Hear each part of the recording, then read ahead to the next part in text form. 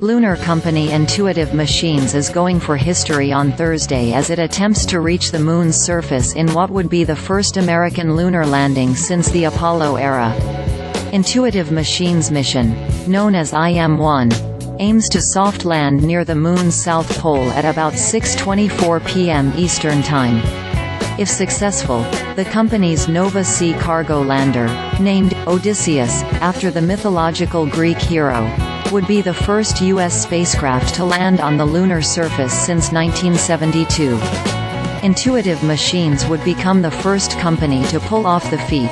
Government agencies have carried out all previous successful landings. The company's stock dipped 3% in Thursday trading from its previous close at $9.32 a share.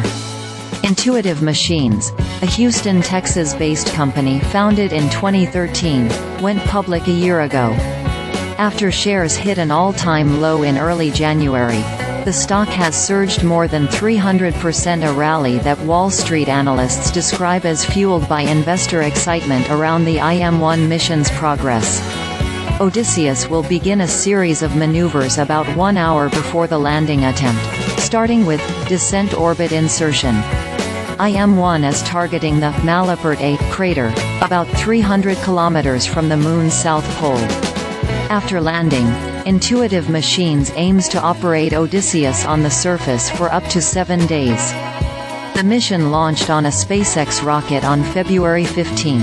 It is carrying 12 government and commercial payloads, 6 of which are for NASA under an $118 million contract.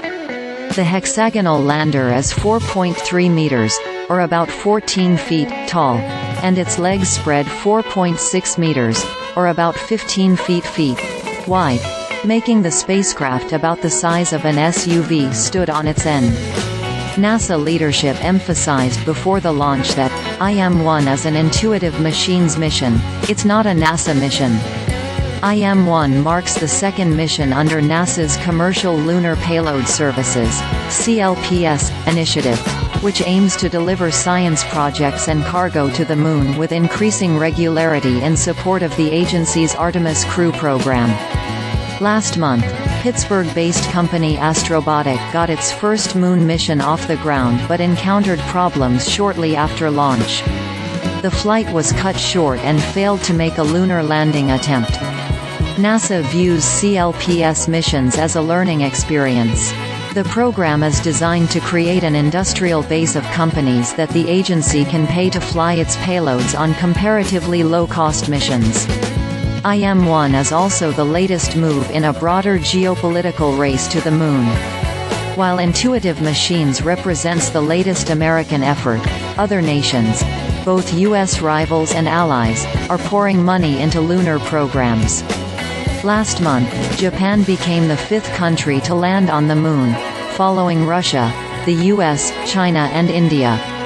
Governments and private companies alike have made more than 50 attempts to land on the Moon with mixed success since the first attempts in the early 1960s, and the track record has remained shaky even in this century.